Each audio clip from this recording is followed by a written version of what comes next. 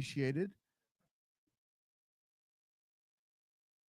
Okay, you guys are really appreciated for having come, and despite the snow, and it's going to be well worth your while. We have a wonderful lineup set up for you guys today, and we're going to start with a meditation, and we're going to be going on to doing a few other things. Be sure to, if you haven't registered, to register, and also in terms of housekeeping, if you need to go to the washrooms, there's a washroom right in front of the door right there, and feel free to go to the washroom at any point in time, and feel free to talk to our vendors and to make sure you support the vendors. So the Toronto Ausar Auset is very proud and very happy today to have a wonderful lecture. We're going to start with a meditation, and that meditation is going to center around the themes of Heru, which governs our freedom and our will, and just to enable us to make better choices.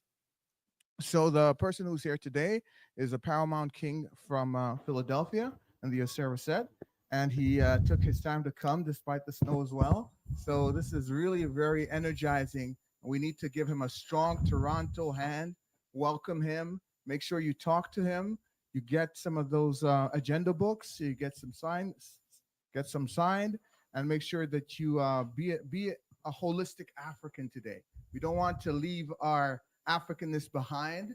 We want to embrace our full Africanness. And when I say Africanness, I mean the ability to interact with each other as a family and be blessed as a family. So without further ado, I'm Kamitic Meditation, and the Toronto Ausar Auset. There's Shekem Kai is right there. And we like to welcome, and we like to give a strong Anecharak. If we can, the Anecharak is just going down a little slightly, and Anecharak 3 times. And you do that? Mm-hmm.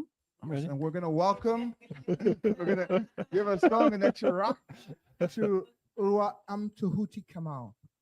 So when we're ready, I'm going to say S, and we're going to say Anecharak Ua Amtuhuti Kamal. Rakatapu. Wow. Ooh, dwa ooh. You're welcome. It's Kamo, but that's cool. Yeah. You can on. take that with you. Thank you so much.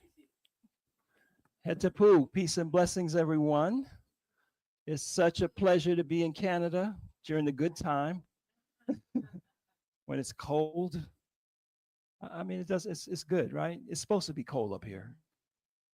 You know, I come from Philadelphia, and you know, people are acting like they don't know what to do when it snows, you know, but we are in the north, you know, and when I grew up, this is what it looked like in the winter. Nowadays, it's a little different. In fact, this is the first year in the last few years that we really had some snow and even some cold weather, you know, so it's all good. So thank you, though, for traveling to coming here today. Can you hear me okay online? All right. We want to say peace and blessings. We have a few people, some 40, 50 people, maybe more now, have registered to join us online who couldn't be here. They couldn't take that drive or that flight to be with you. But also we are live on our Facebook and on the Facebook of our powerful Washington, D.C. Community. And we want to give a shout out to them, to Orwahimadu and to Ottawatu and Kamet, and all of the great priests and priestesses from that powerful area that has been able to spread the word of our ancestors up here into Toronto. So we want to give thanks for that. And before I begin, I always want to give credit and thanks to my teacher.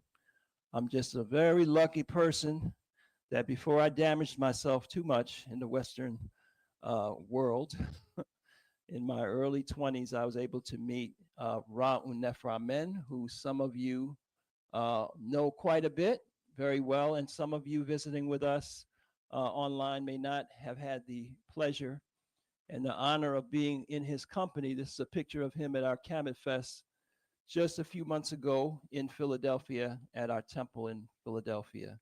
And in 1980, summer of 1980, yeah, that's a long time, boy. I used to be the youngest person in the room, you know what I mean? So it's going to happen to all of y'all one day. Prayerfully, right? Prayerfully, you will. But yeah, 1980, I was finishing up school, and I had a business degree, and I was conflicted because I had been radicalized. I had been readjusted, let's say, to my people's position in the world, been exposed to what was going on at that time in South Africa and the divestment movement that we were involved with, and the complicity of the corporations, the Western corporations, in the genocides and so forth that was taking place. So I was searching. I was like, I don't want to just devote my mind and my skills and my body to a career and you know come out with some money, but for what purpose? So I said to myself, and some of you have done this too, I had that internal conversation. I said, I need to find God. I need to find a higher purpose. I need to find, spirit. I know that there's something more to life. And no sooner had I articulated that within about a month, someone handed me a flyer to an event like this. And it was a class in meditation. It was taking place in Harlem. It was Black people. I was like, what? Yeah. So I met my first meditation teacher, and then I went on to become a student and I would say a disciple, if that means that you've disciplined yourself by what you learn, not just an intellectual experience, but to spend many, many years doing my best to attempt to follow the instructions, to do the meditations, the rituals, the observances, to live the divine laws, to study up. And as a result, I was initiated in 1982. So I'm now 40 years. It's been a long time. So what I'm sharing with you today is just what I've learned from my teacher. What I'm sharing to you today is just my attempt to bring together, especially when we talk about the Kamitic Meditation Journal. And I want to say thank you to all of you who have supported that effort, the evolution of this Kamitic Meditation Journal. Those of you online, shout out to y'all. Put something in the chat. Let us know you're here. We appreciate you checking in today. And your comments and your feedback on the journal is very much valued. Your comments and your feedback on the process that we're going to go through today in learning how to work with it is very much valued. But the Kamitic Meditation Journal is a product of my 40 years of study and application and attempts to apply and remembering what we're supposed to be doing this now. And, it's called spiritual work for a reason. You got to go to work on yourself, and you got to work on yourself harder than you work on anything else. We've heard that before, right? But that work on ourselves ultimately is spiritual because we are spiritual beings. We are not human beings. So we're going to start off talking about meditation. I know I have a lot of meditators in the room. I got some meditators in the house. Let me see your hands. Yeah.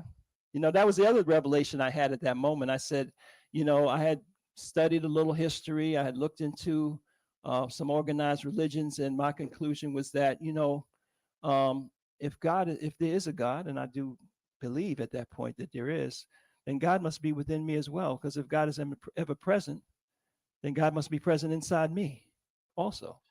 Not that I am functioning as a God, but that consciousness within me must be able to communicate with that. So I want to learn how to meditate, right? And meditation, I would argue, is the most important skill. It is a skill that we need to develop, that we need to master, and that we need to be able to teach and spread to our children, to everyone that we know. Meditation is not religious, but it will make you better at whatever religion you're attempting to work with, right? Meditation is not prayer, but it'll make your prayers much better, or at least your ability to receive what comes back when you pray, right? So whether you are Christian, Muslim, I'm not sureism, whatever, whatever system or research, whatever you're working with. And I've spent 40, 50 years with people in the research community and all different types of systems. And I know we all still have the same things that we have to deal with. I see people in all those traditions still getting stressed out. Even though you're working with this high God or this Orisha, this Neter, you're still exhibiting a stress response. Okay, so that's beyond just your religious approach. But meditation is universal. It'll make you better at whatever you need to do. And most importantly, it'll preserve your health. It'll help you to evolve yourself physically, right? So this is Auset here. Orisha tradition called that Yemayam or Nana AC. And Auset is one of the aspects of the supreme being or divine faculties, right? That gives us the ability of trance or meditation, the ability to go into the meditation state, which we're going to talk about from a scientific perspective today, from a very technical perspective today, so that you can understand what it is to meditate, what it is to go into the meditation state, how to know when you're in the meditation state, and most importantly, what to do when you're in the meditation state. Because a lot of people who meditate, we use all kind of meanings for the word meditate, like, oh, I meditated on that, or I took a stroll by the river and that's how I meditate. No, it's a very technical definition of what it is to meditate. But meditation will help you to deal with your stress response. Who here has never experienced stress? Do I have any answers? Any takers on that? Anybody has not had stress? Right? Stress is a big problem. It's a big problem. And we have to come to the understanding that stress primarily is a response. It's not the situation itself. It's not the loss. It's not the challenge. It's not the threat. It's how we are responding to that challenge. So we have a responsibility, which is a beautiful term, right? Because it means we have the ability to respond. We have the responsibility and we have the ability to respond to stress. But you have to respond to stress. You have to master your stress response, and meditation is the key to that. Meditation is the key to the dopamine, serotonin, and other neurochemical makeup that is a major part of our mood, our performance, our ability to sleep, our ability to function, our ability to have clarity of mind. So these chemicals that are coursing through our brain and our nervous system, controlling vital functions in our body, we have the ability to put our hands on the levers, on the switches of these chemicals. And they're more powerful than anything that you can take externally. They're more powerful than you trying to supplement your way. Give thanks for the knowledge of supplements and good food. We all need to do that. Clean water. We all need to do that. But let me tell you something. There's a chemical makeup that's coursing through all of us that is more powerful and will override all of that. So we need to know how to handle that. And meditation is the science of dealing with that. Neuroplasticity, the ability for us to form new behavior patterns, right? And the fact that we can actually grow and develop our brain. Meditation is the key to that. It's the key to performance. It's the key to psychic mobilization. We all understand that we have a psyche, or you want to call it a subconscious, or we have this thought, emotional, complex part of us that is reacting and responding to the things that are happening in our life, but is also projecting an energy envelope out of our physical body and interfacing with our environment. So one of our powerful tools in success, part of what we're talking about today, is how to be more successful in 2025, how to make this your best year ever. Is that possible? Wow. To make this your best year ever? Yes, in terms of how you perform, in terms of how you function. So it's psychic mobilization and longevity with function. Isn't that important? I wasn't thinking about that 20 years ago, but I'm sure thinking about that now, right? Like, I came across a doctor online, and he developed a concept called the centenarian marathon. The centenarian marathon. Some of you heard about that, right? And what it is, it's a list of things he wants to be able to do at age 100. So he wants to be able to go up a couple of flights of steps unassisted without losing his breath. He wants to be able to lift X amount of pounds, because that means he can lift his grandchild or his great-grandchild. He wants to be able to have those activities of daily life at age 100. But it's a plan. It's like, okay, I'm going to train my body. I'm going to work my organs in such a way that, our genetic factors and whatever else might happen to us aside, at least we have done our part to be functional at that level, And that's one of the meditations I want to share with you today that Shechem shared with us some time ago, is that you should have a longevity vision. You should have a longevity vision. One of my longevity visions is that I'm at the gym, and I'm on the elliptical machine, and my youngest granddaughters are to my right, but now they're like 20 years old. And they're saying, "Come on, Grandpa." They don't call me Grandpa, they call me GT. "Come on, GT. Get it, get it, get it. Hang with us." You know? So every time I work out and I do I see that. I visualize that. I'm instructing my body to train for my 70s, to train for my 80s. So you want to have longevity with function. You want to think about 10 years from now what you're going to be functioning like, what your memory is going to be like, what your clarity of perception is going to be like, what your vitality is going to be like, right? And you have the power through affirmation, visualization to influence, to restructure through this concept of neuroplasticity, your brain function. But if you're walking around every day saying, "Yeah, I just must be getting older. Just must get me. What was her number? I must just be getting older." You're telling yourself to get old. You're telling yourself dysfunction is acceptable, right? So meditation will help us in all these areas. The psychic envelope in Tai Chi and Qigong and other sciences, all native traditions understand this physical body is just one of your bodies. You have a psychical body, right? You have an electromagnetic envelope around you, and that is what is attracting to you things in your environment. That's what's responding to things that you can't see, right? Like the fact right now that we just passed through the full moon cycle, that we're in a certain part of the cycle, that certain astrological energies are impacting us and shaping the way that we feel and the way that we think, right? This part of us is plugged in to the bioelectric field of the earth, which means that we are in touch. And that's the same field that is able to guide animals, right? When you say, how do the birds know how to leave one area of the planet and fly hundreds of miles or 1,000 miles away and go to a certain place, right?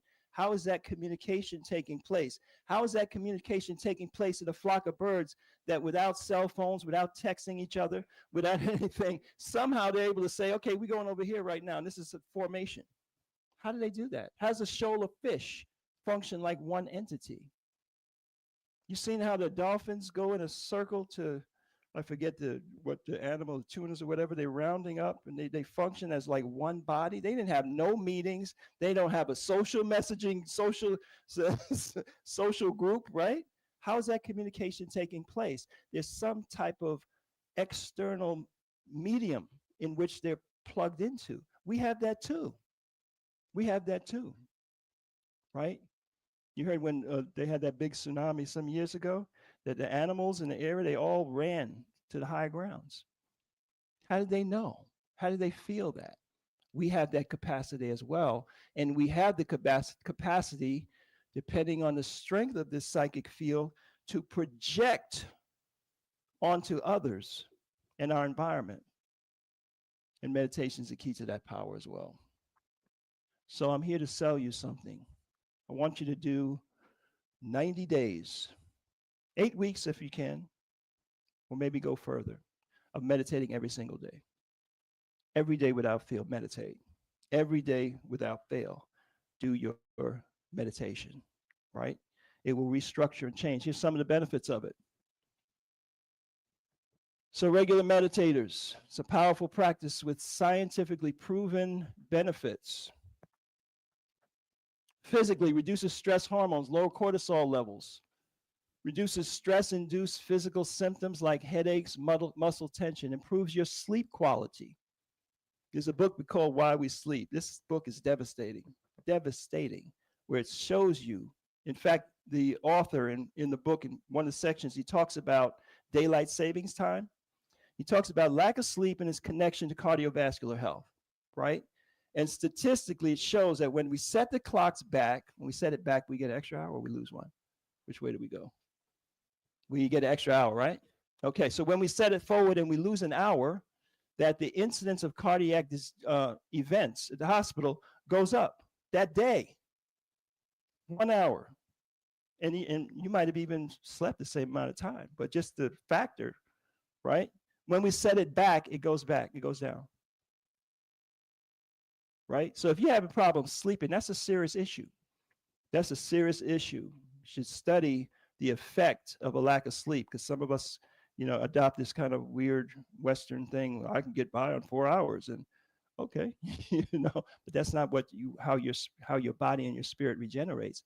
There's things that you're missing out, and there's things that you're damaging. So that alone is a very powerful thing, because a lot of people suffer from insomnia, depression, anxiety, these things nowadays, right? It's epidemic.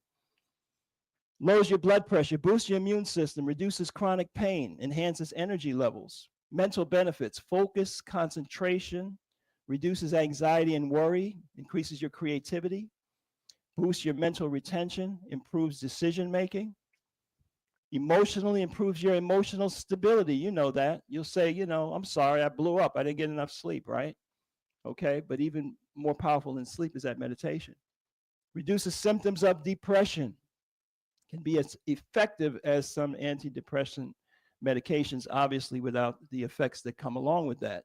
Enhances self-awareness, increases your compassion and empathy. This can be scientifically measured. Promotes inner peace, cultivates a sense of calm, and we know deeper connection with self, heightened intuition, sense of oneness, exploration of higher consciousness. So 8 weeks of meditation, regular meditation, can rewire the brain for positivity and emotional stability. So again, welcome if you're just coming in to our live right now. We're talking about meditation, and I'm trying to get you to buy in to 8 weeks, at least 8 weeks of meditating, as I'm going to show you today, 8 weeks in a row. It is scientifically proven to rewire your brain for positivity and emotional stability. So if you're in a relationship, you're having some issues, that's number one, right? Wouldn't you like your mate to have more positivity and emotional stability? Everybody's going to act like, I don't want to say anything. You're not being recorded. You're right. Regular meditation improves gray matter density in areas linked to memory, emotional regulation, and learning. And it also reduces the stress centers of your brain. All right, so let's get into meditation. So what is meditation?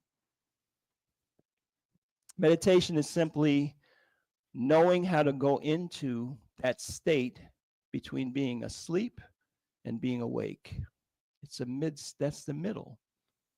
That's what the medi in meditation is referring to be in between being asleep and being awake.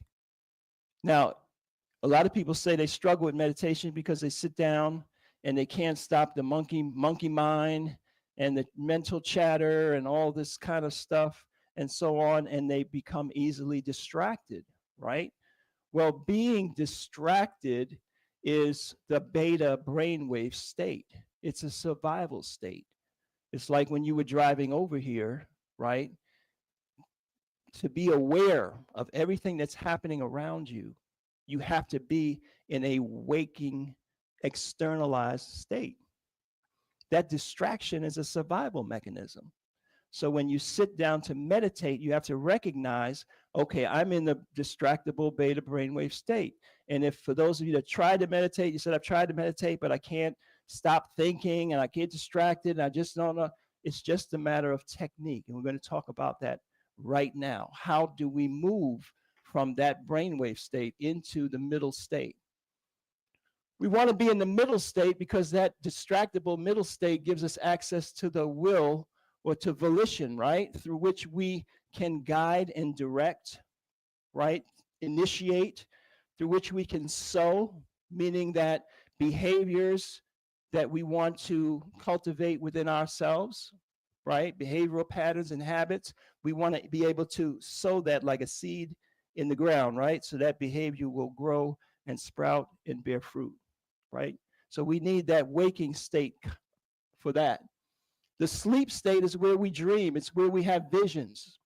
It's where we receive revelations, right? How many people have had revelations in their dreams, right? Or even in your mental, you say, I was daydreaming, or you had a thought drift, right? If you're an artist, you definitely know what I'm talking about, because your greatest creations is not assembled by your volition, like I'm going to do this and no, you kind of initiate the process and then something takes over and it just happens, right? So that's the revelation, that's the inspiration.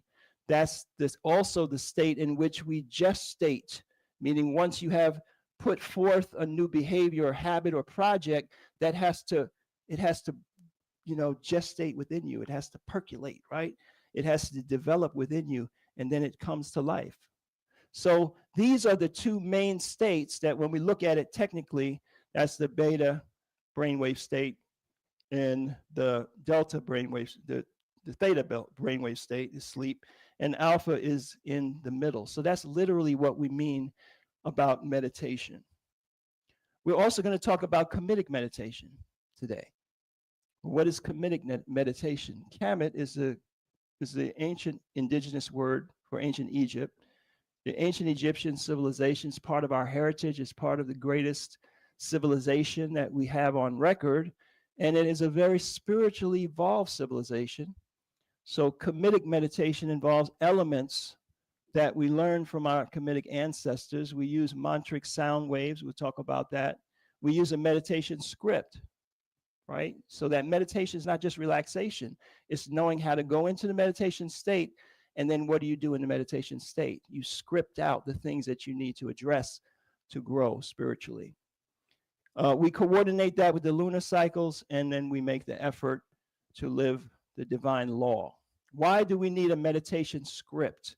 A meditation script is a way to rewire our reaction to the things that we are dealing with in our lives. And a meditation script follows the same pattern through which behaviors are formed and behaviors are renewed, meaning there's a triggering event, and that event could be a thought, right? And then there's a thought feeling reflex. Reflex meaning it's an automatic behavior. You get a flood of an emotion, you get a flood of a certain type of thoughts, certain kind of ideas are affirmed within you, and then we act it out. And as you've heard, thoughts nurture feelings, feelings nurtures our actions, and our actions are what determine our character and our destiny. So in the meditation script process, we use a triggered event, an affirmation and visualization, and the achievement of a goal to rewire our automatic responses and to mobilize our psychic resources. Y'all with me so far? So this is what we want to talk about. First of all, we'll deal with meditation and then scripting. So let's take a deeper look. Meditation. These are brainwave signals, right? So our brain is like an electrical appliance, and it operates at certain cycles. It can be measured in hertz, right? So gamma waves is from 40 to 100 hertz. Beta waves are waves created by activity from 12 to 40 hertz. Alpha waves from 8 to 12. Theta 3 to 8, and delta is below 3, right? So we experience all of these different brain waves. The principal ones we're talking about here is the beta, which is the normal waking state, present towards times of increased attentiveness, concentration, energy, and stable emotions. The alpha state is a relaxed state. We experience that during meditation, daydreaming, first thing in the morning just before falling asleep, and hypnosis. And theta is a dominant during light and REM sleep, extreme relaxation, increased creativity, visualizations, imaginations, problem solving, and I would say inspiration, intuition, right? And then delta is deep down under that. So again, the alpha brainwave dominant state is where we are going. So how do we manipulate brainwave states? Brainwave states are fueled by the state of our energy, and our energy is primarily directed by our breathing, right? Our breathing. If you have to carry something heavy up a flight of steps, and you notice that when you get to the top of the steps, your heart rate has increased, your breathing has increased, it happens on automatic for you to be able to meet that challenge that you had to address. In order for you to fall asleep, your heart rate and your breathing is going to go down. It has to go down. So we can, with intention, use our will to change our rate of breathing. And that is the key to manipulating brainwave states, right? Brainwave states are that through which we have spiritual experiences. So maybe that's why the word respirate has spirit in it. Inspirate has spirit in it. Respiration is the key. Your breath is the key, right? So meditation deals with focusing on breathing. So now that we know, we want to move from a beta dominant brainwave state, externalized. That's when your mind is flashing thoughts back and forth and you're hearing the sounds in the room and things like that. You're in a natural state of distraction or a natural state of being focused and attentive externally is another way to think about that, right? We want to cycle down from that operation of the brain lower to the 7 to 14 hertz state. So we do that by slowing our breathing down. Make sense? Slowing our breathing down. But we have to deepen our breath, otherwise we're going to what? Fall asleep, right? So those of you that tried to meditate and you say, oh, I always fall asleep, you need to take a look at your cardiovascular health. You need to take a look, right? Are you exercising? In fact, if you're an elder and you're not, attentive to your cardiovascular fitness, that's something that you probably want to really take a look at. One of my brothers shared with me, there's a Tabata system, if you haven't heard about it. It's an interval training, right? Where you do a challenging exercise, whatever that is, walking, jumping rope, riding a bike, or whatever, for a certain number of minutes, and then you relax and drop down to a casual pace, and then you accelerate it back, right? So at the minimum, let's say you take a 30-minute walk, and in 3 minutes you alternate, right? So for 3 minutes you walk at a very challenging pace where it would be difficult for you to have a conversation. And then after 3 minutes, you do 3 minutes where it's casual and comfortable for you to talk. You slow it down, right? And then you speed it back up and you slow it back down. You speed it back up and you slow it back down. You do that for 30 minutes. That's been scientifically proven to enhance your cardiovascular health, to reverse your cardiovascular age, right? And to increase your lung capacity. Because your lung capacity, if your lung capacity is small, is weak and undeveloped because you don't exercise, and then you sit down and you try to breathe slow and you're out, because so that's the countermeasure, right? Deep breathing, but slow breathing. So you got to breathe deep, breathe slow. And then we also want to stimulate the vagus nerve, which is your largest cranial nerve, right? They say it's the vagus because the vagus is a vagrant that wanders around, because they say the nerve wanders around, throughout the body. But the other meaning of the vagus nerve is that, you're not in control of your own breath. And every emotional state that you're in, when you're shocked and you go, that's your vagus nerve, right? And it's happening on automatic. So you want to train this part of your body, and psychologists will talk about vagus nerve tone, right? You want to tone your vagal nerve. So you want to breathe deep, and the center of your breath should be right below your navel, right? Those of you that took martial arts, it's another thing I did right, fell into the right class. And, Japanese martial arts, you train, what they call the hara, right? Where you breathe from down here, right? And you see somebody that's, executing a movement or breaking a board or whatever, and they make that, what is that? You can't, it's not going to break nothing. You got to be down here, right? So that's the vagus nerve. You're stimulating a very powerful part of you. So this is the key. This is the key to dropping down, cycling down into the alpha brainwave state, is the breath. So you're sitting there. The first thing to understand in the first stage of meditation, we're going to do meditation. All right, y'all with me? When you sit there and you're first now saying, okay, I'm going to meditate, is to understand that being distracted is normal. That's fine. It's normal for you to sit there in the first few minutes. You're hearing this, you're thinking about that, whatever, right? That is to be expected. That's just you now knowing where you're at. So what you do is you use your intention to slow down your breathing and focus on the tension in your lower abdomen, right? So when you breathe in, there should be no tension because you don't want to restrict the in breath. When you breathe out, as you're breathing out, you want to have a very gentle exertion of tension in your lower belly. Got it? Think of it like when you were playing with the water hose, right? And you put your thumb over the water hose, not to block all the water, but just to give you that little spray, right? So that's kind of like the sensation that you're resisting very, very gently, very subtly, you're resisting the out breath, right? Some people say, imagine like you're, like it's not a good, that silkworm thing anyway. So that's what we're doing. Distraction is normal. Ignore distraction and bring your attention back to the breath. That's how we cycle down. So that's the first step, first stage. The other thing that we do in Kamitic meditation system is we use sound. We use mantra or heka.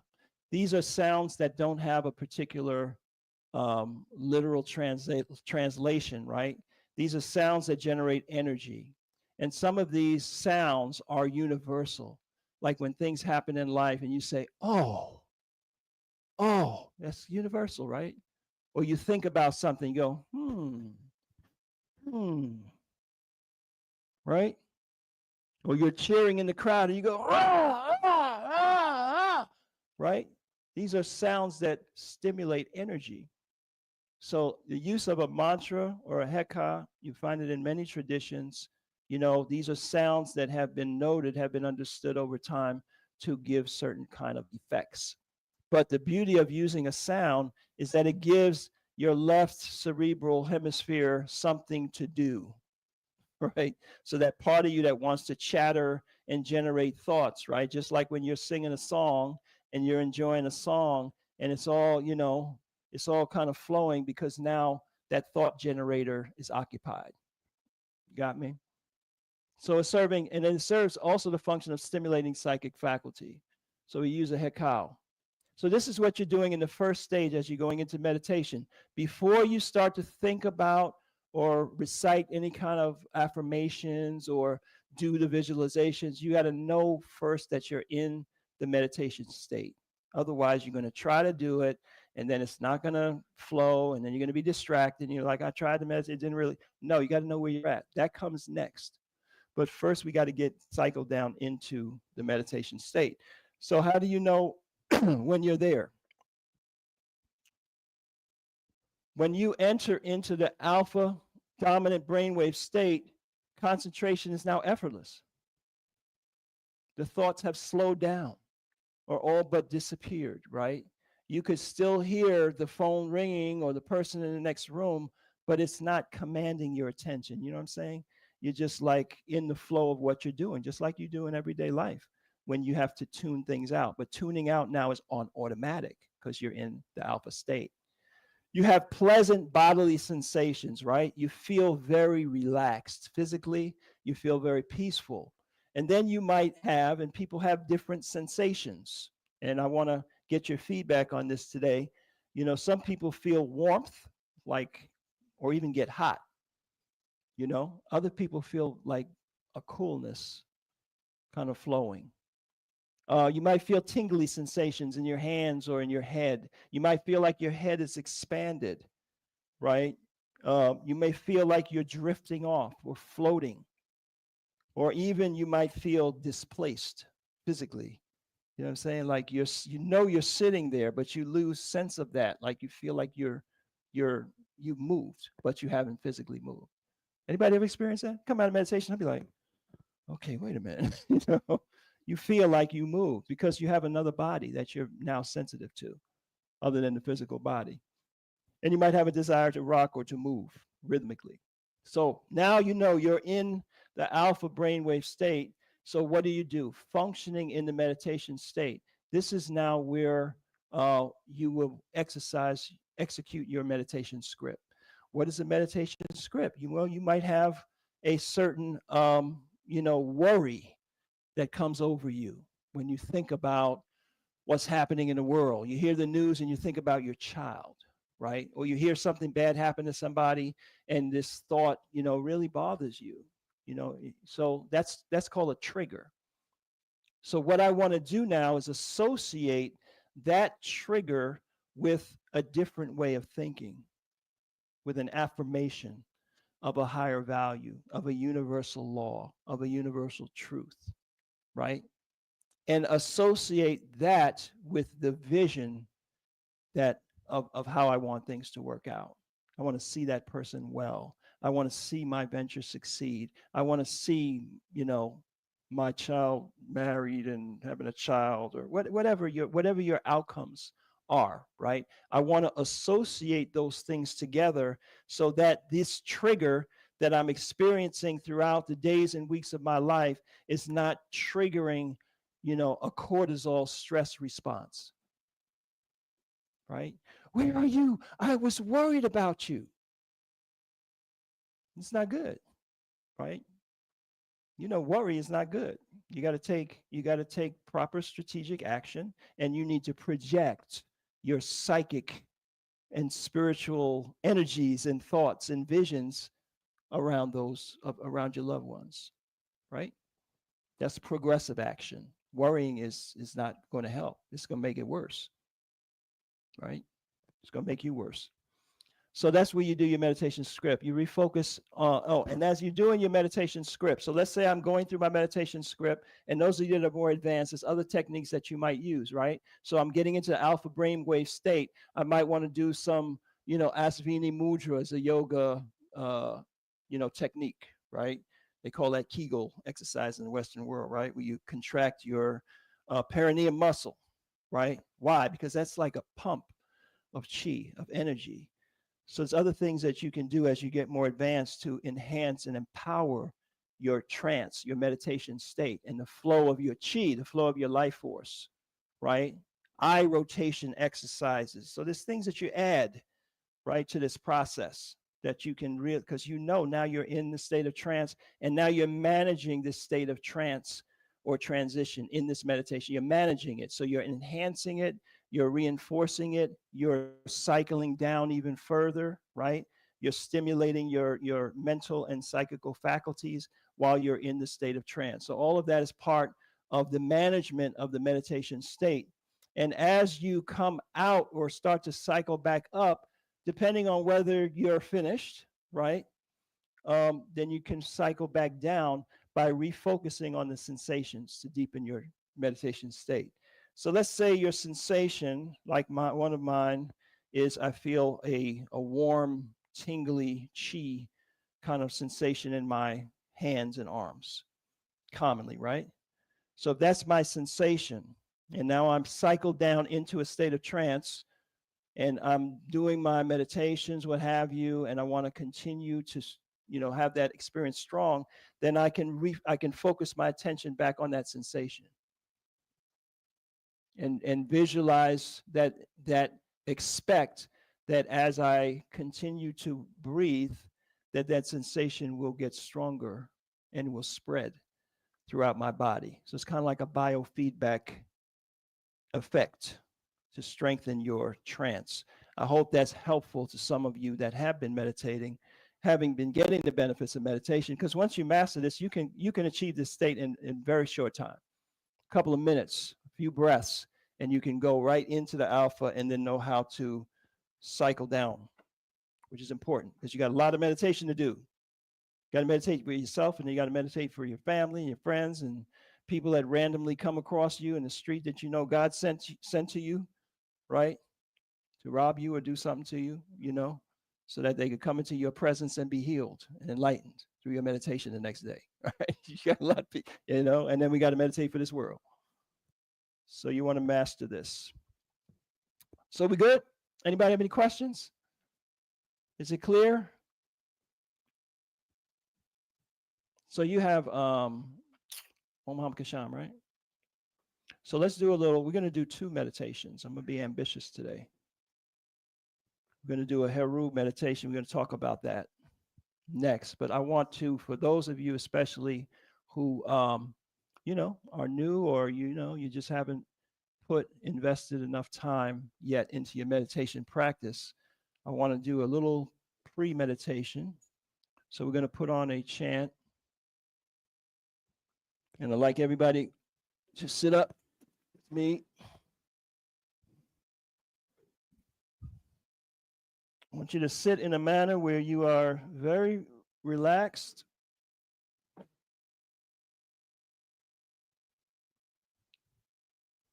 Shoulders are relaxed.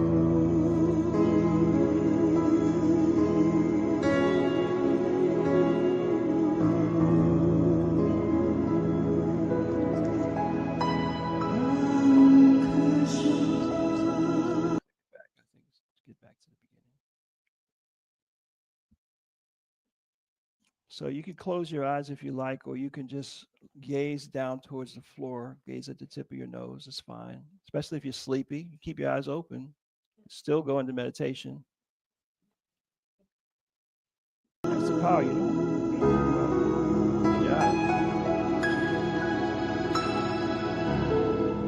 Next to somebody you don't know, you want to close your eyes. All right, let's pray.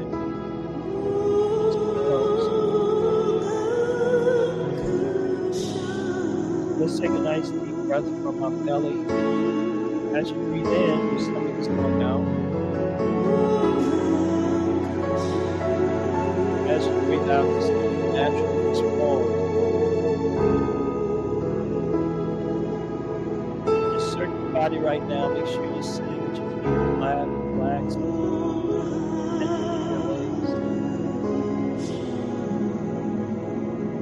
Shoulders, the chest is relaxed. Breathing through your belly. So as you relax into this nice, comfortable, deep breathing, you're going to disengage your chest. Just breathe through your stomach. Just feel as you breathe in, your stomach expands out. As you breathe out, your stomach naturally contracts. All the way out. In and out through your nose. Nice deep breath in. And this time at the end of the in-breath, just press your stomach out. That tension in the lower abdomen as you breathe out.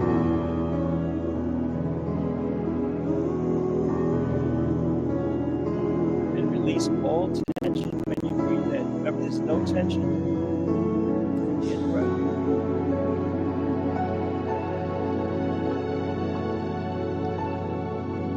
The in-breath applies gentle tension to your lower abdomen. You can try to do a sit-up. Very gentle, very subtle. Keep the tension here as you breathe out. Relax and breathe in, no tension. Into the in-breath. That's the lower abdomen, closing perineum muscle.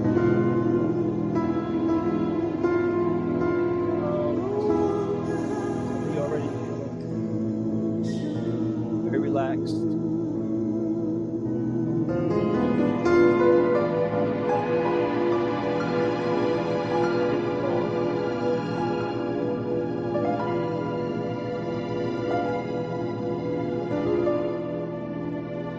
Cycling down now.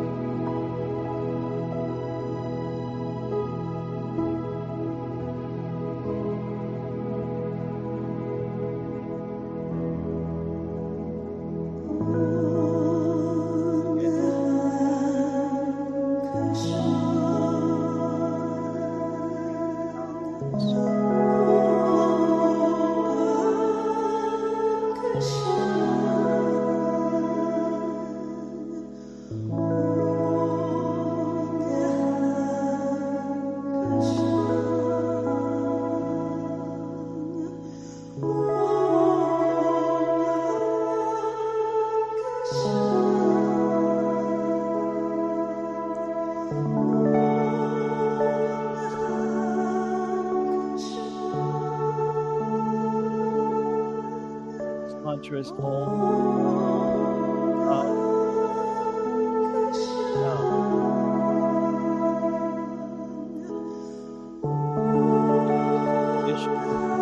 Mantra of the Auset chakra. Both third eye. It's the resonance of your divine self.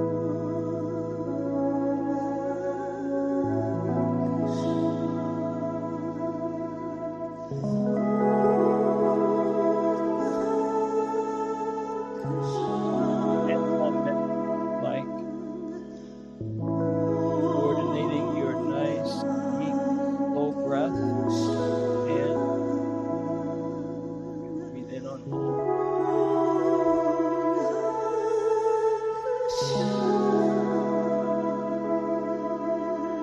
Out.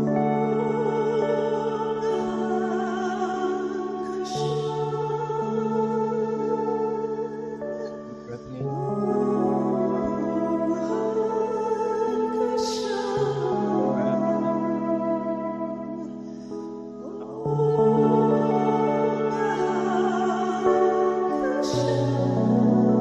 That pace is too slow for you, that's fine.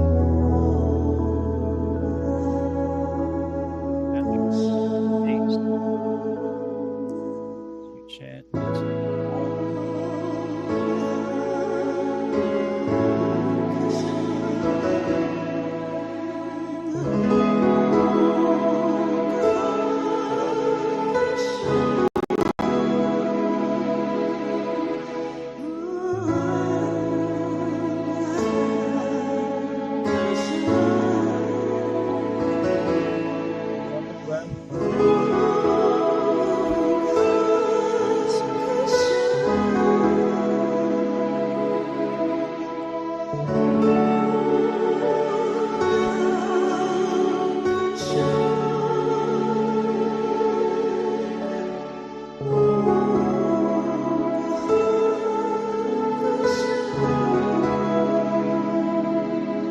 Ready? Just let your breath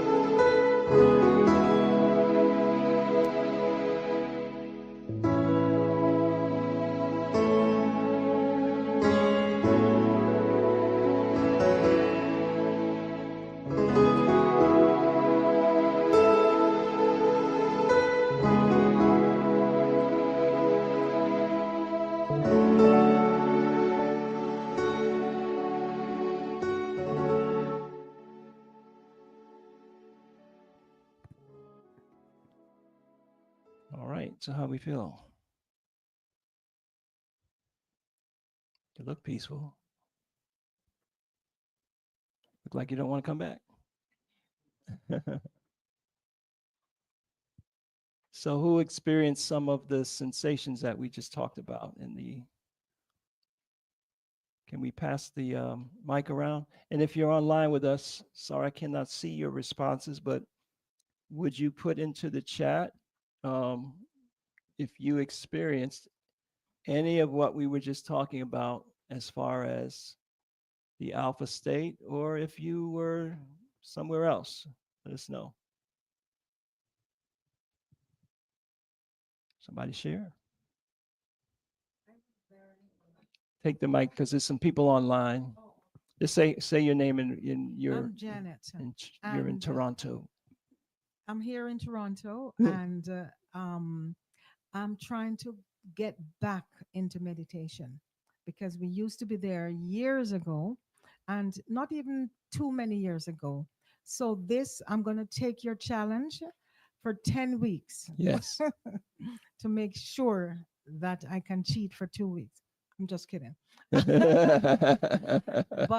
I did very relaxed. But I know you mentioned if you get too relaxed and you fall asleep, then you're not meditating. So I think that's what I have to be careful of. So did you fall asleep? I don't know. Did she fall asleep, Fred? She didn't lean over on you.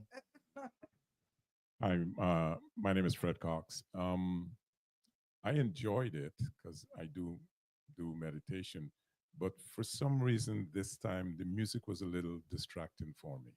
Mhm. Right. Other than that, it was okay. Okay. But no, I did not fall asleep. Did you experience the alpha state? No, because of every once in a while the music, the piano sound and the music was a bit distracting to me. Okay. All right. All right. Anybody else? Is there a difference with the music? Like some people like the silence. Will that make a difference to get to that meditative state, the alpha state? No, it won't make a difference. I mean, you can chant mentally, right? Which is what you're doing in order to coordinate your breathing with the chant. You have to chant mentally, right? So once you learn the mantra that you want to work with, you can even do some humming and things like that. You can do that mentally as you're breathing. That will occupy the left side of the brain as well. Mentally, yeah. Yeah, that's fine. Hi, New Cam from Toronto. Yes, I experienced the alpha state, going in and out, drifting into sort of like space to me, feeling very heavy. So your sensations where you felt Yeah, very heaviness, heaviness. Yes. like your body was very heavy. Mm-hmm. Okay, thank you.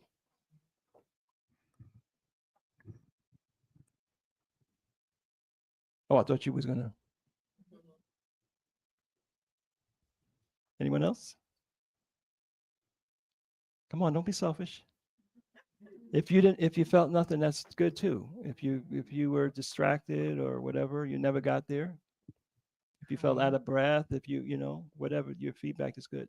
Yeah, I'm Liba from Toronto. My sensations are always a rising heat. It comes up to the top of my head, and then I will get like perspiration on my top lip and across my forehead. That's always how I know I'm there. Yeah. And you experienced that today? Yeah, and then I get, it's a lava lamp. I see colors like moving, like orbs, like but colors, mostly blue or purple, doing all this kind of stuff. Very good. So you had a visual, you saw colors. Yeah, when I get that heat, that's what I start seeing that. That was like 5 minutes, Very good. Yeah.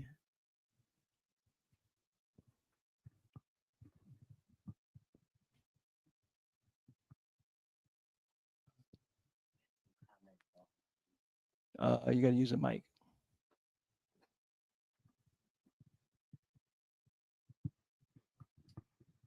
Greetings, everyone. This is Sakara. I'm going to read the comments online. So, Sherry said, I need to work on my breathing. I really need that. part. And then Jumoko said the breath rhythms. And then Kimberly Hollins said, what mantra is recommended to chant mentally? And then Kai Ma'at said, feeling very peaceful, experienced the alpha state, spontaneous image and dedication, offering of peace out of another form. Mhm. Not quite a thief, neither, but did my person was calm and peaceful at the time. Give thanks. Beautiful. So in response to the mantra question, that's something to be studied. Generally, we want to work a lot with the mantra Om, which in our understanding, the Kamitic people, the hieroglyph that we call the Ankh is for the mantra Om. And that AU sound is embedded in the names of the high netters. So Ausar and Auset. So that AU sound, which we energize with the NG or the NK, depending on your language, right, helps to open up that center, that mid-brow center that is the resonance of your divine self, of your consciousness, right? But that's a whole science of mantras, right? And those of you that have read the Medunataires volumes, it's in volume 1. You have the mantras for the different spheres of the tree of life, or the so-called archangels, right? The 10 divine powers. Then there's also volume 6, which we're going to touch on that, where you can get into more specific mantras based on certain things that you need to do, that you want or you need to do. The principle is that sound is, you know, energy makes a sound, and sound moves energy, and energy creates form, right? In fact, this would be a good time to share that. You have that video queued up?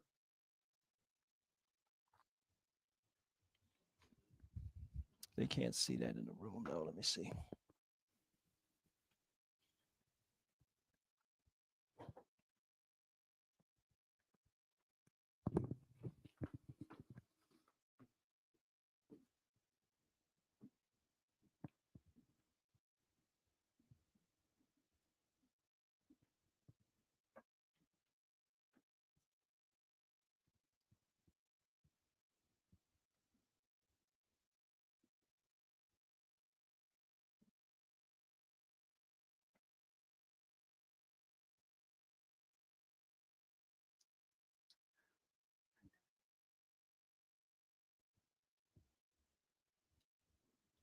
What frequencies create the most interesting repeat?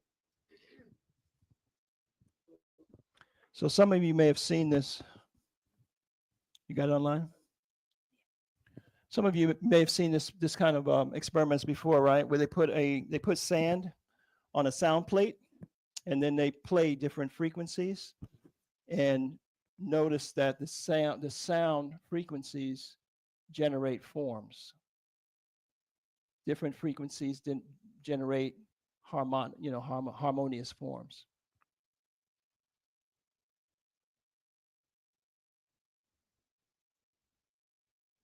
So here they're playing some of the key frequencies that they found.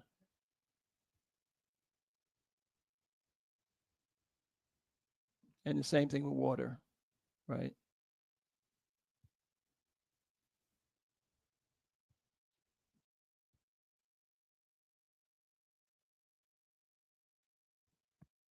So, this is a proven scientific fact, and we are leaning on the knowledge of, the ancient wisdom traditions as far as which forms, which sounds create what kind of forms, create what kind of energetic response. That's part of our tradition. In Kemet, they hid some of the sounds in the names of the Neteru, the so-called gods. We're talking about the aspects and attributes of gods, right? So that was good. More feedback? A lot of feedback. Good. Okay. So let's move on. I wanted, especially for those who are new to meditation and Kamitic meditation, to get a taste of the actual experience, right? Of how you're driving the process of your meditation. You're in control of your brainwave states by what you're doing, you're navigating, you know where you are and when you are. So if you were in the habit of starting your prayer, your affirmation, your visualization, or whatever, and you're not fully in the alpha brainwave state, now you know why you're distracted, right? Because in the alpha brainwave state, concentration is automatic. Okay. So let's talk about Heru today, right? Heru is the faculty of our spirit that manifests as our will, right? Our freedom, our faculty of sovereignty over our spirit. And Heru in the Kamitic tradition is the son of Ausar and Auset, meaning the son of God, meaning this is the faculty through which we manifest our divinity in the world. And the evidence of our divinity is our ability to transcend the human animal impulses, that we are more than our feelings and our human animal impulses, that we've been given the free agency to act outside of our feelings, right?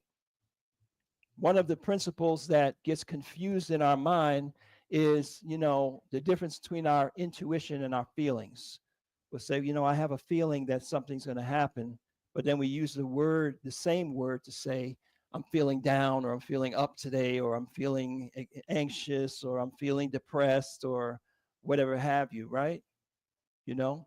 And one of the common confusions that we have as it pertains to relationships and a lot of things in life and how we function is that sincerity is shown by expressing our feelings. You say, well, if I say that, but I don't genuinely mean it because I don't feel that way about you, then I'm not really being sincere. That's a real trick bag, right? Sincerity has to do with your devotion to doing what's right. And in your life that many times doing what's right is vehemently opposed by your emotions, by your feelings. So that's what qualifies you as a divine being, as a God man or a God woman. You're acting likeness of God when you can act according to truth, right? According to what is correct, according to higher law, as opposed to being a slave of your feelings. And this is metaphorized, it's symbolized in this weighing of the heart that everybody's familiar with, right? You have this image of the weighing of the heart in Kemet, where we find the oldest written record of a concept of a judgment scene and a judgment that we're all going to go through. And at this judgment, the initiate's heart is weighed against a feather. And you say, well, how possibly could a heart weigh the same as a feather? That don't make any sense. A feather is real light. Ain't nobody's heart as light as a feather. But this is a symbol of your will, because the heart, or the ebb, and there were two hearts in Kemet, is a symbol of your will. So what that means is that you are judged as righteous when you are able to respond to things in life without the pressure of your emotions, right? And that's how truth is. The feather represents Ma'at, right? And truth is like a light little suggestion, If you do something out of the fear of the consequences, you're not really living Ma'at. You're not really living truth. That's the message there, right? Meaning if you're being pushed and pulled by your emotions, you're not functioning as a divine being. You're functioning out of the human animal instinct, which will never lead you to truth. You know that when you changed your diet, it was stuff that you loved, that your, our taste buds, our emotions, our feelings was pushing us to eat. Maybe you're still there, with that temptation, but you have the will, you have the Heru, you have the agency to say, yeah, a part of me really wants that. really likes that, really loves that, really desires that. But you know what? I'm not going to eat that. I'm not going to do it. Right? Or you put down some drug or some habit that you know is destroying your health. Now, if you did it because you're scared, you went to the doctor, said, you keep doing this, you're going to develop cancer or you're going to do whatever, then okay, that's good, you did it, but that's not what we're talking about, right? Because your heart is still heavy. You're still doing it out of now the fear, right? The fear that I could, develop diabetes, or I could develop this, or I could develop that. Still do it, but it's not what we're talking about. Heru has to do with your ability to live truth without any emotional support, especially those areas where you have to do something, right? Strictly by an act of the will. Strictly by an act of the will. You know that you are using your will when there's no emotional support, right? And that's the hallmark of your divinity. You don't have to wait for that which is your servant. Your emotions are supposed to serve you. You got to train, we have to train our emotions to serve us. We have to train our likes to appreciate the things that are good and progressive and positive for us, right? Instead of having our emotions, which is the horse, the emotion is the emotive force, is the energy, is the life force. Instead of that, tell us where it's going, when it wants to go, when it wants to rest, when it wants to eat this, when it wants to eat that, then we're not sovereign. So Heru is the king. You are the king of your own spirit, and you have to establish your sovereignty. So this is what the Heru aspect is all about.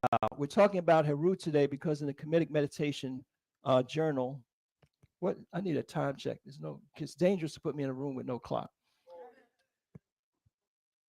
4:08. Woo. Okay. So in the second half, in the last third, we're going to talk about how to use the Kamitic Meditation journal and the knowledge of cycles, how powerful cycles are, right? So we end at the second one we started late. The second one was supposed to start at 5. Okay, and it's 4:08. Okay. All right. Y'all gonna hang with me that long? Came a long way to see you in the cold. So this is Heru cycle. What does that mean? That means that the sun has spent the dominant lunar cycle in this sign of Aquarius, and the moon, and where we are, is in Leo, right? Or transited Leo. So what that does is it puts a tinge on the energy envelope of the earth, and it affects the way that we think. It affects the way that we feel. It triggers certain type of desires within us. It reinforces certain energies within us. So in the Kamitic system, we follow this calendar because it's like riding a wave, right? Now, if you've been to the beach and you have beaches up here? Y'all got beaches? Nobody goes in that water though, right? Or you take the cold plunge? Yeah. They got waves too? All right. So you got the big wave coming in and you're playing at the beach and you're not paying attention. You got your back turned to the ocean and you're waving to take a picture, whatever. And that big wave comes and smacks you down, right? You didn't see it coming, right? Or if you're adventurous, you can get on a boogie board or a surfboard or something like that, and you can catch that wave, and that force, that energy, that wave will project you, right, towards the shore. So that's what we're talking about. There's an energy wave that's happening in the month, and if you're not aware of it, it can smack you down because you might not be in tune with the kind of personality virtues that would help you to navigate that energy. So then your relationship blows up that month, or you have a challenge at the job that you fail, or you have some kind of illness or something like that. And before you get the knowledge of cycles, you're like, it's just kind of random. You just don't know why it happens. You don't know, the inner side or the occult side. Occult just means it's hidden. You don't see it. You can't measure it, right? With your senses. But there's a shift in energy, and that's what precipitated that behavior. So we want to ride that energy to our success as opposed to be wiped out by that energy. Make sense? So Heru, we're going to talk about the cycle in particular and how to observe it. But while we're on the subject of meditation, I want to give you a little Heru meditation that you could do. For those of you that are not familiar with this Heru concept, this Heru meditation, it has to do with your ability to be sovereign over your life. It has to do with your ability to transcend negative habits, which is very critical in our lives, right? So we went over the meditation script in its most simplest form. It has to do with a trigger, an affirmation, a visualization, and you're doing that in the meditation state. So we practiced going into the meditation state. The entire script process is in your course, the Ma'at, the 11 laws. For those of you that don't have that, not familiar with that, we go into detail on how to put your meditation script together. But for today, we want to focus on the visualization of your victory. Your victory what? Your victory over bad habit. The concept, the understanding is that if you have transcended anything in your life before, if there's any bad habit that you gave up, if there's any challenge, emotional challenge that you were able to go through and do it in a proper way, right? Then you were victorious. And the reason you were victorious is because you have the sovereign ability of your will to rise above any conditioning, any emotion, any so-called compulsion you have been granted by your divine nature, that ability. So I want you to call to mind, we're going to do this during the meditation, a victory that you had. Has everybody had a victory? Yes, right? You're all online. Have you had a victory? You certainly have, right? And then what we're going to do is we're going to associate that victory that we had with the affirmation of a universal law that relates to your will. Because you might have had a victory, but you haven't generalized the understanding of why you were able to succeed in that situation. So you're not applying that same understanding to the thing that you're still struggling with. You say, well, this is different. This is a little harder, or this has so many years behind it, or this is so deeply rooted. You know, we call that the Sebek factor, right? You know, that's the excuse writer, you know, that gives us all of these excuses as to why, even though we've had 25 victories, right? You know, we look at this one and we say, yeah, but you know, man, that one, you know, it's you know, that, I don't know, right? So we want to take that experience and we want to associate that lesson with the new victory, the next victory that we're going to have. And this is the affirmation that we're going to use. Thank you, God, Creator, Supreme Being, whatever you want to say, right? Neter, Nebuchadnezzar, for giving me dominion over my thoughts, feelings, and actions. Do you have that? Yes, you do. Can you ignore thought? So who are you? You're not your thought if you can ignore thought. Can you ignore a feeling? Certainly, you have to. So who are you? You're the consciousness that is aware of the feeling. That's the Ausar. And your manifestation in the world is your will, your ability to express your intention. And that intention is not limited. And I can exert dominion over my actions. I can make myself do what I don't feel like doing. I'm free. That's your Heru. So I'm affirming, thank you, God, for giving me dominion over my thoughts, feelings, and actions. The freedom of my will is the essence of my divinity. This is very important because we can walk around and say, oh, we're all children of God. Yeah, I can buy that. We're made in the likeness of God. We're divine beings and all of that.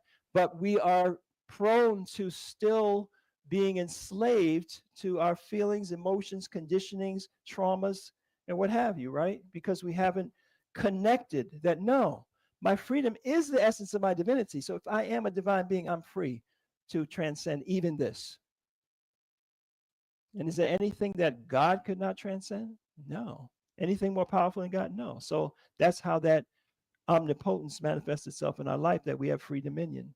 No matter how hard we think that challenge is, no matter how deep we think that pain and that trauma was, we have nothing in this earth can take away your divinity. So this is what we're affirming, and we're associating it with the proof that we've done it before, right?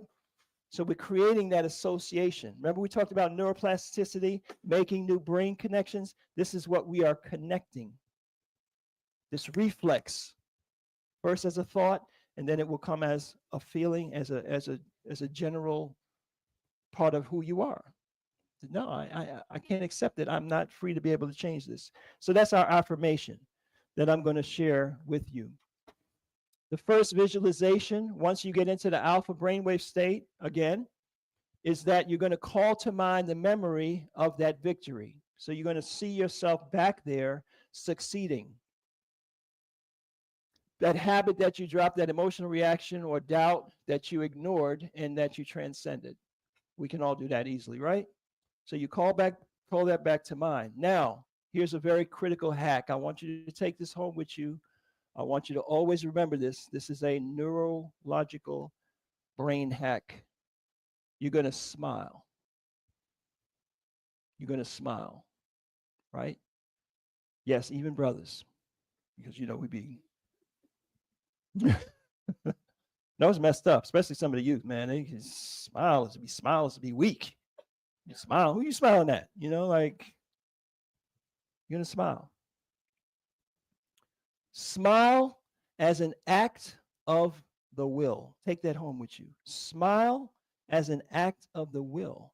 You have voluntary dominion, control over this right here, over these facial muscles. You don't need a reason to smile. In fact, you have a reason to smile, but you don't need an event or an acknowledgement or anything for you to smile. Smiling intentionally activates the brain's reward system. Smiling stimulates the release of dopamine, serotonin, and endorphins, which contribute to feelings of happiness and relaxation. Even a fake, quote unquote, smile, right? Meaning you don't have anything to, you say, you don't have anything to smile about. There's nothing pleasant going on. But you smile as an act of the will trick the brain into thinking it's happy, reinforcing a positive mood, reduces stress and anxiety. Smiling lowers levels of cortisol. Cortisol is the primary stress hormone, right? And adrenaline, hormones associated with stress and the fight or flight response. This effect is linked to activation of the parasympathetic nervous system, which promotes relaxation. It enhances neural connectivity. A smile activates the orbitofrontal cortex, a region involved with emotional processing and decision making. It enhances the connection between the emotional limbic and the cognitive prefrontal cortex regions, improving mood regulation. It modulates the autonomic nervous system. A relaxed smile increases vagal tone, which slows the heart rate and improves emotional resilience. Why would you not want to be in control of this? Forget about the social perception and all that. We're talking about a neural hack right here. So if a smile can do that, what about laughing?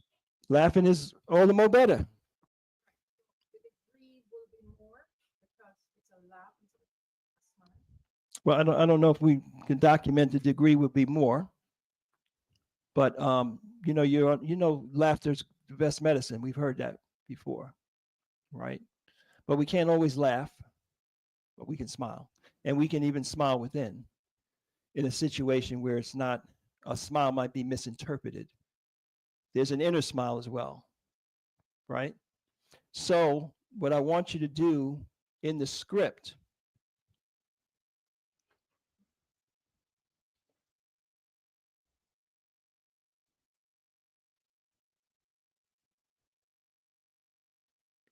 going the wrong way here.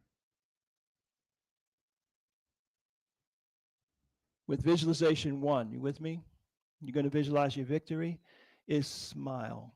See yourself in that situation and smile. Smile mentally in the vision. And if your spirit moves you so, then smile physically. Got it? So now we are taking control of this neurological energy flow. Second visualization is call to mind the next victory, the habit or situation you will now master. I don't want to say you're struggling with it. I don't want to say it's hard, it's still beating you down, it's whipping your butt. No, this is the one that you will now master. Say, I will now master. Say it with me. Yes, I will now master. See yourself smiling, enjoying the mastery of that situation. Easy, right? You got the secrets now. So this is the mantra of Heru. This mantra,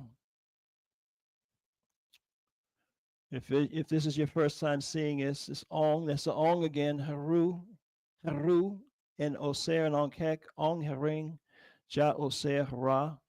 Right? You don't have to worry about memorizing, knowing all of that right now for this moment. The principal words here are the HR sound, right? Which if we are standard English language, we don't have that in our speech. You hear Hispanic people when they're on the newscast, right? And they'll be talking all flat English, and then they get to a word where, yeah, so what happened was, we were on the street here, there was an accident in the car, and they can't stop that sound, right? But that sound's very powerful. That sound stimulates the prefrontal cortex of your brain. The sound. It's the same sound. Sounds like a lion growling, right? Or a cat purring. That sound. Let's make that sound together. I can't hear you online. Make that sound. That's Heru.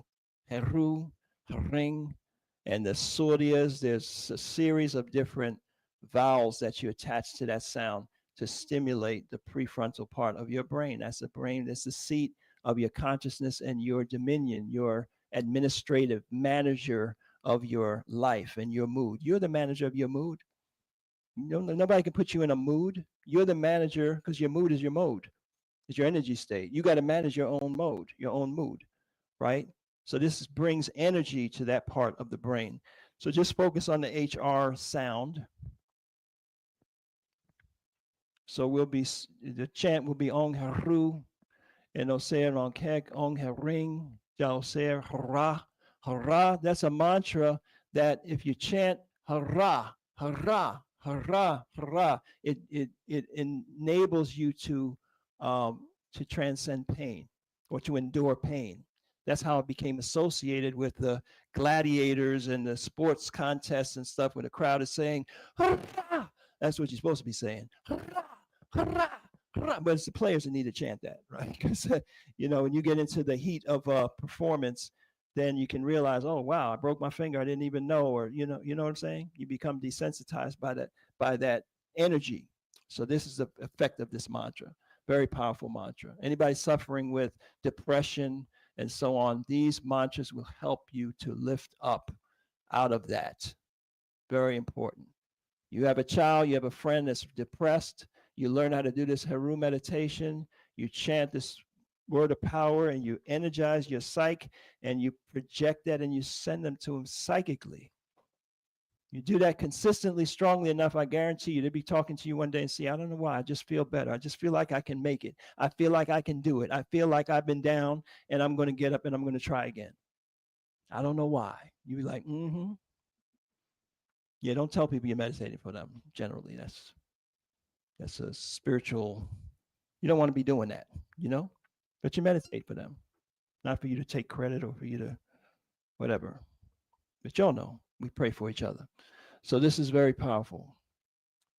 All right, so let's give this a. Is this too much for y'all? Too much meditation one day? Y'all good? You don't sound like Heru. You all right? You good? You ready? Yes, sir. One thing which came to mind, hooray, when you say hooray, to celebrate somebody, that also seems like that energy is real. Yes, the victory. Hooray. Right. Okay, so this I wanted especially for you that are new. We did the Om Ham Kasham. It's kind of mellow. This is a more arousing energy, but the principles are the same, right? Focus on your breathing in the beginning. And everybody got that sensation of how to tense your lower abdomen gently, right?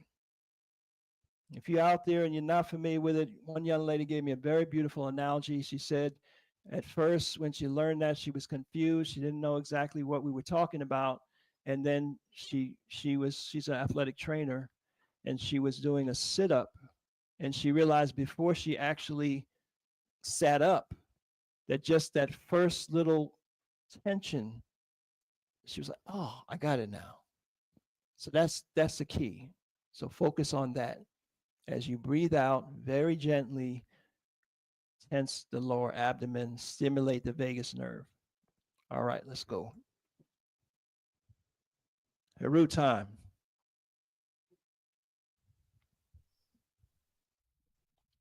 So you're not slouching, but at the same time, you relax.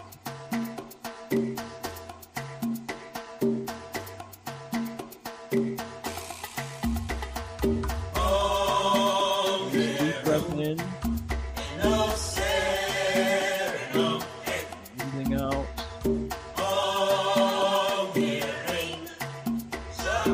Music down, just focus on the breathing right now. Don't worry about the chant yet. Breathe in and out through your nose. I want you to rest your tongue on the hard palate, the roof of your mouth, right behind your teeth. In and out through your nose. Take a nice deep breath in and squeeze your breath down to the lower abdomen. At the end of the in-breath, tense your lower abdomen. Fully tension here as you breathe out. At the end of the out-breath, let the tension go. Relax and breathe in. End of the in-breath, contract your lower abdomen, contract your perineal muscle. Hold it as you breathe out. Relax, no tension, and breathe in.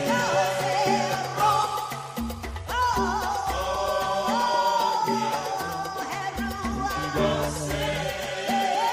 Body's relaxed.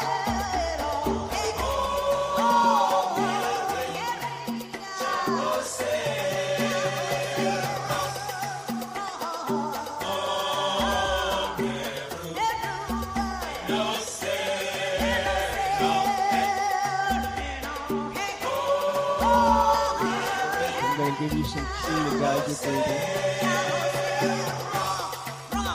You know the chant that mentally. If not, I just want you to focus on that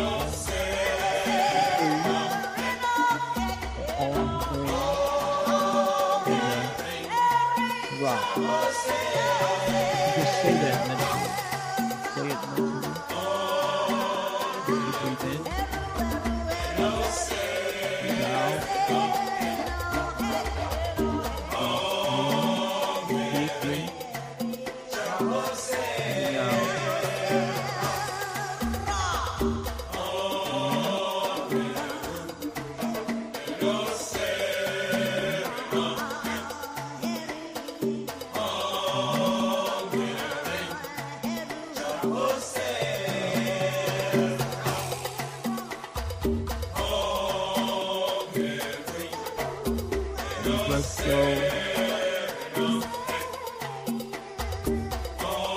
Nothing else. Want you to chant mentally, make the sound of La, very end in your mind.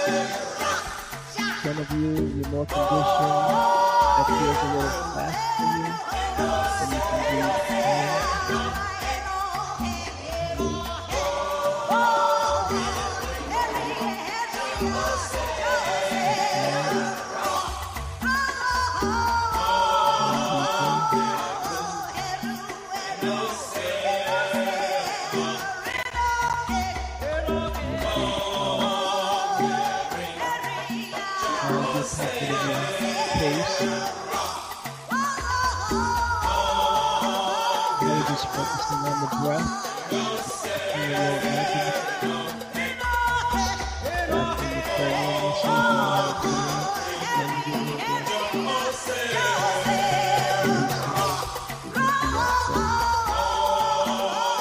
There we go. Focusing on the breath.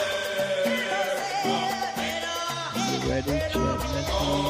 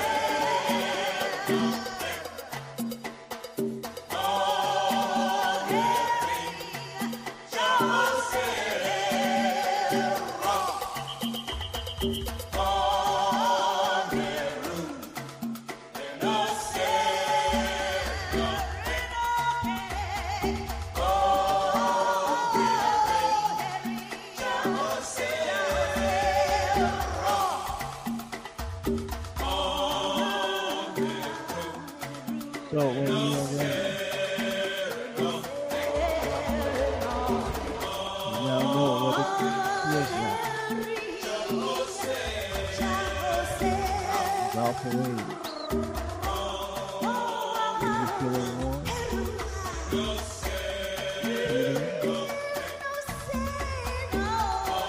Relaxed, energized.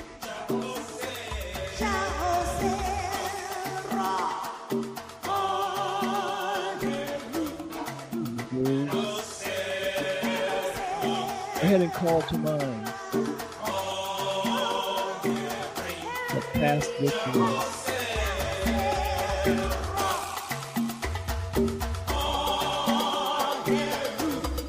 A habit that you put down,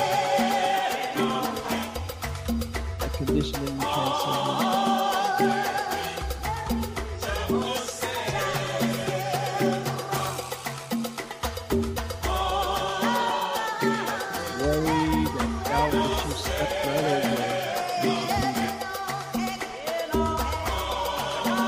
Situation back to mind.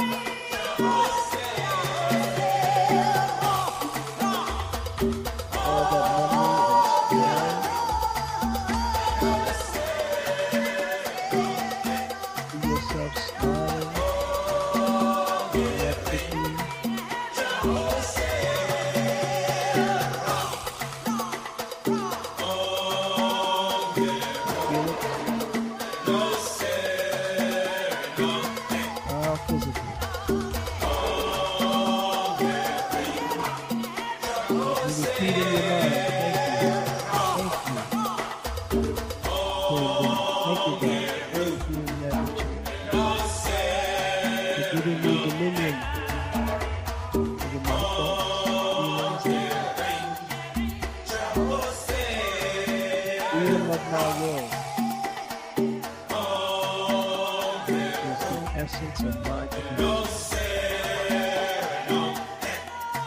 Thank you. If you just need to live in, those are my thoughts, feelings, and actions. Freedom of my feelings, innocence of mind. Smile and enjoy this victory. Know that you were victorious. God gave you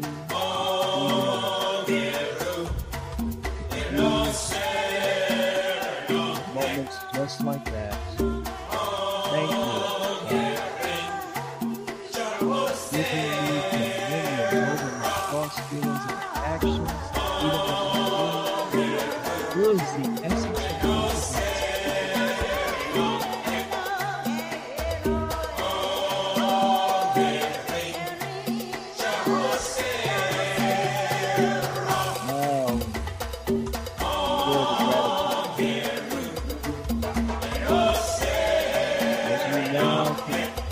To mind your next victory.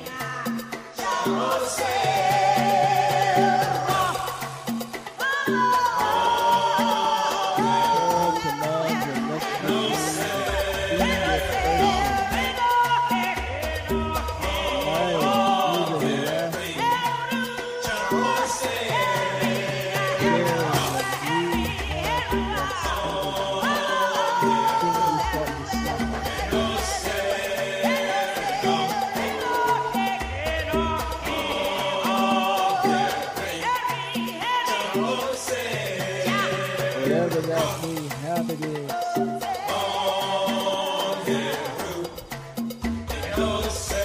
Whatever that step that you can avoid it.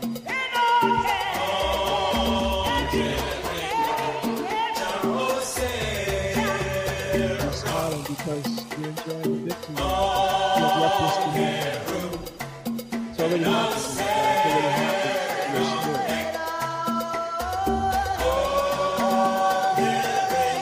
We'll give thanks for it.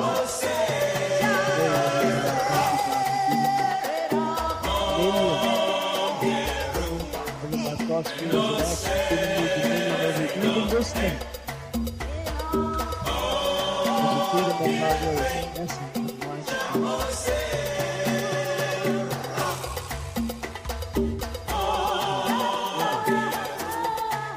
You are victorious, spiritual, warrior.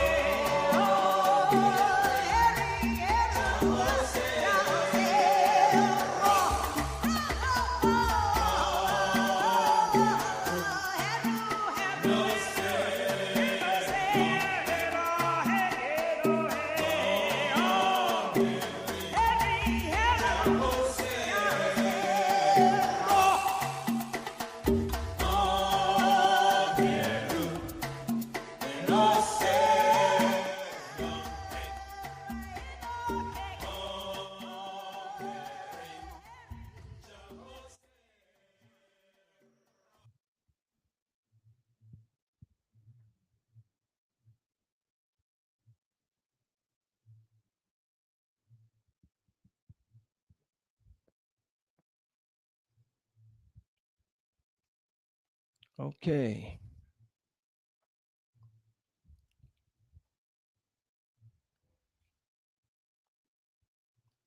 So we had some other music to serenade us. Were you still able to get into a trance? Excellent. Excellent. Yes, Fred. All right.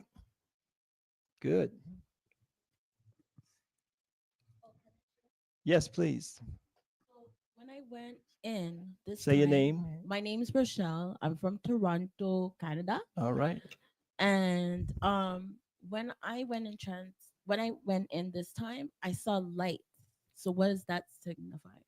You saw light. Yeah, lots of lights, like bright lights, like crystal lights. Any particular color? No, like the regular, like the lights. Like that you white have. light. Yeah. That's your chi, your life force. You're seeing into your life force. That's good. That's what they mean when they say I was enlightened. You're literally in the light. Excellent. Y'all look good. How you feel, brother? You look fired up. Yes, yes. Yeah, this is a powerful part of our spirit that we have to really cultivate. And men and women, of course, it's represented as male because, brothers got to step up. We got to be the providers, protectors, for our nation, and that ability to endure, to be the hero, to go past the obstacles, obstructions, and the oppositions. So we chant that up with this powerful mantra. Ong Heru and Auser, right, means that my will, Heru, my will is for Auser, and Onkek means for eternity, meaning that's the dedication, because you can have this Heru energy, but that is now your own ego, where you don't want to be constrained. You want to exalt your freedom, and that's the Heru set, the heart of Satan, from which that was derived from the word, from the so-called God set, the evil one, right, is the abuse of that freedom. Because it's the double-edged sword, right? The double axe of Shango. You can't be free to choose. You can't be free to ignore your feelings and not be free to ignore the law and the truth. That's why God will not step into the world and force human beings to do the right thing. Because if I made you divine, you got to have the ability to say no, even to God. You face the consequences of that, but you know what I'm saying? Animals are forced to live truth. That's why they don't destroy the environment. They eat when they're supposed to eat. They mate when they're supposed to mate. They stay in their God-given areas of domain. You know what I'm saying? So they maintain the harmony of the whole. But who is this creature that's able to step outside of that and say, well, I'm going to decide to do this, and I'm going to decide to do that, and I'm going to decide to do that. So the devil is not, in our understanding, some spirit out there trying to snatch your soul. The devil is the human being. And if you look at the record of history, not even history, current events, there's nothing that's more wicked than a human being. Because a human being is intelligent enough to rationalize the most wicked behaviors. And we see that every day, right? You can wipe out entire races of people and have a rationalization for why that needs to be done. And even blame God. Oh, God said I should do that. That's the devil. That's set. But it's based on our freedom. Our freedom. Because that was my big question. I was like, if there's a God, why is God allowing all this stuff to happen, man? This is wicked down here on earth. When you really know what's going on, like, whoa. God is like sitting here enjoying this, just watching this, like. But your ancestors said that if you die, God dies. You are the vessel of God. So you have to have that freedom to choose to ignore the truth and the law. But when you use that freedom to ignore your emotions, your selfishness, then you are God in manifestation. That's the Savior, the Son of God, the immaculately conceived, first immaculate conception, right? That's Heru. So we don't worship that, we cultivate that in our spirit. We cultivate it. We manifest it. All right, so we're going to take a break and then come back. The second part, we're going to just be very focused. I think we have to end at 5:30, not start at 5:30. Yeah. So yes. Can you use the mic because I want everybody online to be able to hear you. Yeah, we're gonna end at 6:30 actually. My question is for my Christian friends. I'm asking this on behalf. Is the mic on? Just hold it. Press and hold it. Hello? Can you hear me now? Oh, I can hear you. I'm just making sure they can hear you online. It's on fine. I have Christian friends, and it's such a challenge to discuss even meditations. Up to this week, I had a young Christian person. She said, meditation is evil and it's not of God. How do you counter? I just love the way you respond. But can you give us like a nugget that we can just say that makes sense to them? A short, I don't know, without getting into a big discussion. How do you address that? Because you know that it will work, you know it will help, but they're so resistant. And I'm not making this a blanket statement. It's not all Christians, but it's certainly those who are resistant to looking outside of what they would do traditionally. Okay, so the reason why we started and we focused on the science of what it is so that we can understand that it's not a religious process. We're just simply talking about a scientific method of breath control and focus to get to a certain brainwave state. Now, some people are, no matter what you say and how you put it, they have been conditioned to view things outside of their practice as evil, as not the way, and what have you. And we have to live with them and love them and and most of all, be the example. So if you're an Osarian or whatever you are, then be as Christ-like as you can, you know, and challenge them to do the same. But, you know, changing people's doctrine and deeply ingrained, conditioned belief is what it is. You're not saying that because you can point to something that proves it. You're saying that because you've been conditioned.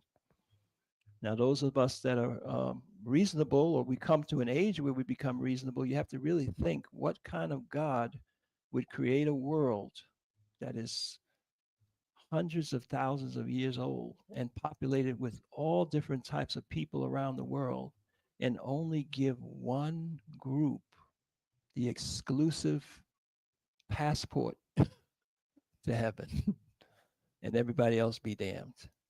That doesn't sound reasonably godlike to me.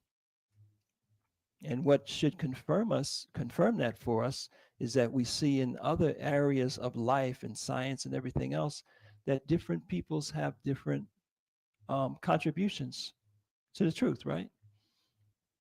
So we know why people are being told certain things and conditioned a certain way. And unfortunately, spiritual concepts or religion has been co-opted and used for colonialistic purposes. So pray for them. Most of all, be the example of the truth in your life, and in time, some people will come along and get the benefit.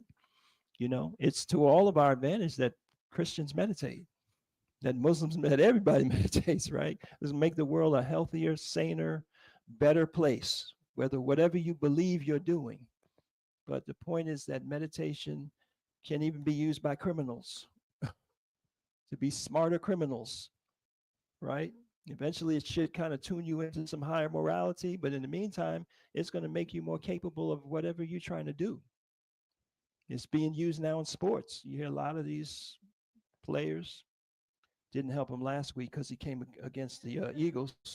But I heard that Mahomes meditates, but he's got some stuff to meditate on now, But one thing you got to say about sports, man, to have the ability to go in front of, thousands and thousands of people live, and then millions of people, and make a mistake, whether it's throw an interception or drop a ball, whatever, and then just get back up there and do it again like that didn't happen. That's a lesson for all of us, right? So that's why with this Heru, script, it's like you have to take your victories, just like that player that knows that they've done the correct thing, they made that shot, they've thrown that pass, they've whatever they've done that 1,000 times in practice, in real life or whatever, and that's what they're leaning on to be able to do the next thing that they have to do. So that's the hero. That's the hero within us, the Heru within us. So take your victories and assimilate them to propel you to your next victory. All right, so we're going to take like a 15-minute. We're going to come back and make sure we wrap up, on time. But we need to take a break now. Okay, so please, could we give a warm hand of applause to Thank you all. All right. Let's give him a strong Toronto hand one more time. Strong Toronto hand. 1 to 10.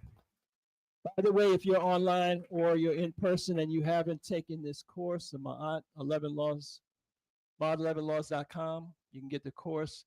It has the complete process for the meditation script, and it has the mantras, the Hekau, for each of the different faculties of the spirit. So last month we did Auset. Those of you that had that, you were able to put on right on your phone, the Auset mantra, get your Auset script together. Same thing with Heru, and on throughout the year. All right, see you all back in a few minutes. Please support the vendors in the meanwhile. We have wonderful vendors, and we're going to have some food, which is getting prepared right now. So Makema is preparing the food. Please walk around and support the vendors, and be African family. Thank you, Hotel. I'm good, man.